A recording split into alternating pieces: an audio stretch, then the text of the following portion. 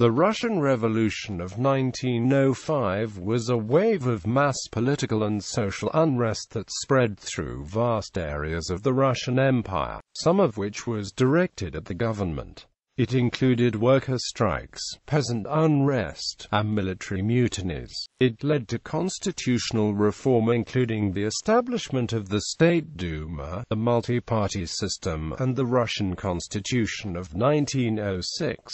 Causes. According to Sidney Kharkov, author of The Russian Revolution of 1905, 4 problems in Russian society contributed to the revolution. Newly emancipated peasants earned too little, and were not allowed to sell or mortgage their allotted land. Ethnic minorities resented the government because of its Russification, discrimination and repression, both social and formal, such as banning them from voting and serving in the Guard and Navy and limited attendance in schools. A nascent industrial working class resented the government for doing too little to protect them, banning strikes and labor unions. Finally, the educated class fermented and spread radical ideas after a relaxing of discipline in universities allowed a new consciousness to grow among students. Taken individually, these issues may not have affected the course of Russian history, but together they created the conditions for a potential revolution. At the turn of the century, discontent with the Czars' dictatorship was manifested not only through the growth of political parties dedicated to the overthrow of the monarchy, but also through industrial strikes for better wages and working conditions, protests and riots among peasants, university demonstrations, and the assassination of government officials, often done by socialist revolutionaries. The government finally recognized these problems, albeit in a short-sighted and narrow-minded way. The Minister of Interior Plev stated in 1903 that, after the Agrarian Problem, the most serious ones plaguing the country were those of the Jews, the schools, and the workers, in that order, because the Russian economy was tied to European finances. The Western money market's contraction in 1899 to 1900 plunged Russian industry into a deep and prolonged crisis which outlasted the dip in European industrial production. This setback aggravated social unrest during the 5 years preceding the revolution of 1905. Agrarian Problem. Every year, thousands of nobles in debt mortgaged their estates to the noble land bankers sold them to municipalities, merchants, or peasants. By the time of the revolution, the nobility had sold off 1/3 of its land and mortgaged another third. The government hoped to make peasants, recently emancipated from serfdom, a politically conservative, land-holding class by enacting laws to enable them to buy land from nobility and pay small installments over many decades. The land, known as allotment land, would not be owned by individual peasants, but by the community of peasants. Individual peasants would have rights to strips of land that were assigned to them under the open field system. Unfortunately, a peasant could not sell or mortgage his land. So in practice he could not renounce his rights to his land, and thus he would be required to pay his share of redemption dues to the village commune. This plan was meant to prevent proletarianization of the peasants. However, the peasants were not given enough land to provide for the needs. Their earnings were often so small that they could neither buy the food they needed nor keep up the payment of taxes and redemption dues they owed the government for the land allotments. By the 10th year of Nicholas II's reign, the total arrears in payments of taxes and dues was 118 million rubles. The situation became worse. Masses of hungry peasants roamed the countryside looking for work and sometimes walked hundreds of miles to find it. Desperate peasants proved capable of violence. In the provinces of Kharkov and Poltava in 1902, thousands of them, ignoring restraints and authority, burst out in a rebellious fury that led to extensive destruction of property and looting of noble homes before troops could be brought to subdue and punish them. These violent outbreaks caught the attention of the government, so it created many committees to investigate their causes. The committees concluded that no part of the countryside was prosperous. Some parts, especially the fertile areas known as Black Soil region, were in decline. Although cultivated acreage had increased in the last half-century, the increase had not been proportionate to the growth of peasant populations, which had doubled. There was general agreement at the turn of the century that Russia faced a grave and intensifying agrarian crisis due mainly to rural overpopulation, with an annual excess of 15 to 18 live births over deaths per 1,000 inhabitants. The investigations revealed many difficulties but could not find solutions that were both sensible and acceptable to the government. Nationality problem. Russia was a multi-ethnic empire.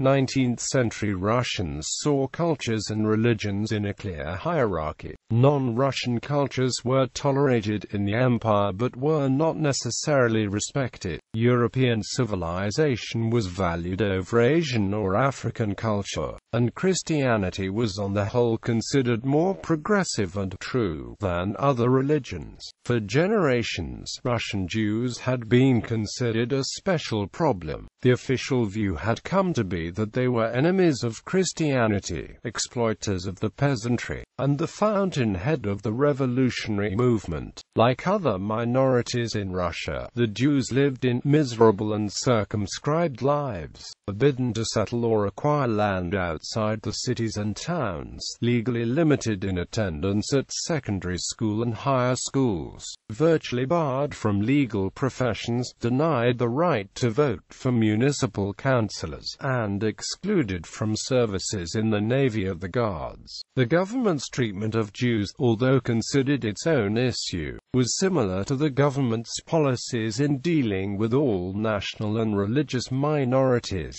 Russian administrators, who never succeeded in coming up with a legal definition of Pole, despite the decades of restrictions on that ethnic group, regularly spoke of individuals of Polish descent or alternatively of Russian descent, making identity a function of birth. Quote, "This policy only succeeded in producing or aggravating feelings of disloyalty. There was growing impatience with their inferior status and resentment against Russification. Russification is cultural assimilation definable as a process culminating in the disappearance of a given group as a recognizably distinct element within a larger society. Besides the imposition of a uniform Russian culture throughout the empire, the government's pursuit of Russification, especially during the second half of the 19th century, had political motives. After the emancipation of the serfs in 1861, the Russian state was compelled to take into account public opinion, but the government failed to gain the public's support. Another motive for Russification policies was the Polish uprising of 1863.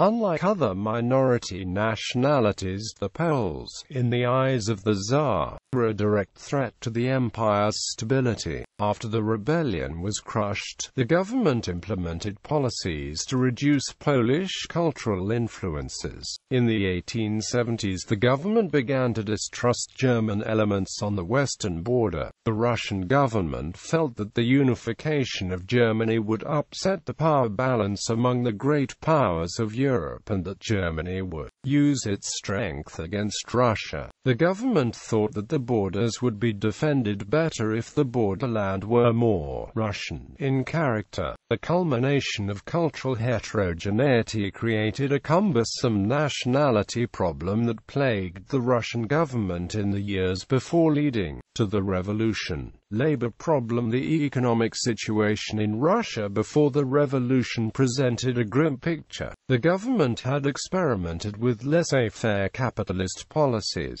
but this strategy largely failed to gain traction within the Russian economy until the 1890s. Meanwhile, agricultural productivity stagnated, while international prices for grain dropped, and Russia's foreign debt and need for imports grew. War and military preparations continued to consume government revenues. At the same time, the peasant taxpayer's ability to pay was strained to the utmost, leading to widespread famine in 1891. In the 1890s, under the Minister of Finance Sergei Witt, a crash governmental program was proposed to promote industrialization. His policies included heavy government expenditures for railroad building and operations, subsidies and supporting services for private industrialists, high protective tariffs for Russian industries, an increase in exports, currency stabilization, and encouragement of foreign investments. His plan was successful, and during the 1890s, Russian industrial growth averaged 8% per year. Railroad mileage grew from a very substantial base by 40% between 1892 and 1902. Ironically, Witt's success in implementing this program helped spur the 1905 revolution and eventually the 1917 revolution because it exacerbated social tensions. Besides dangerously concentrating a proletariat, a professional and a rebellious student body in centers of political power, industrialization infuriated both these new forces and the traditional rural classes. The government policy of financing industrialization through taxing peasants forced millions of peasants to work in towns. The peasant worker saw his labor in the factory as the means to consolidate his family's economic position in the village and played a role in determining the social consciousness of the urban proletariat. The new concentrations and flows of peasants spread urban ideas to the countryside, breaking down isolation of peasants on communes. Industrial workers began to feel dissatisfaction with the Tsarist government despite the protective labor laws the government decreed. Some of those laws included the prohibition of children under 12 from working, with the exception of night work in glass factories. Employment of children aged 12 to 15 was prohibited on Sundays and holidays. Workers had to be paid in cash at least once a month, and limits were placed on the size and basis of fines for workers who were tardy. Employers were prohibited from charging workers for the cost of lighting of the shops and plants. Despite these labor protections, the workers believed that the laws were not enough to free them from unfair and inhumane practices. At the start of the 20th century, Russian industrial workers worked on average an 11-hour day. Factory conditions were perceived as grueling and often unsafe, and attempts at independent unions were often not accepted. Many workers were forced to work beyond the maximum of 11.5 hours per day. Others were still subject to arbitrary and excessive fines for tardiness, mistakes in the work, or absence. Russian industrial workers were also the lowest wage workers in Europe. Although the cost of living in Russia was low, the average worker's 16 rubles per month could not buy the equal of what the French worker's 110 francs would buy for him. Furthermore, the same labor laws prohibited organization of trade unions and strikes. Dissatisfaction turned into despair for many impoverished workers, which made them more sympathetic to radical ideas. These discontented, radicalized workers became key to the revolution by participating in illegal strikes and revolutionary protests. The government responded by arresting labor agitators and enacting more paternalistic legislation. Introduced in 1900 by Sergei Zubotov, head of the Moscow Security Department, police socialism planned to have workers form workers' societies with police approval to provide healthful, fraternal activities and opportunities for cooperative self-help together with protection against influences that might have an inimical effect on loyalty to job country. Quote, some of these groups organized in Moscow, Odessa, Kiev, Nikolaev, and Kharkov, but these groups and the idea of police socialism failed. In 1900 to 1903, the period of industrial depression caused many firm bankruptcies and a reduction in the employment rate.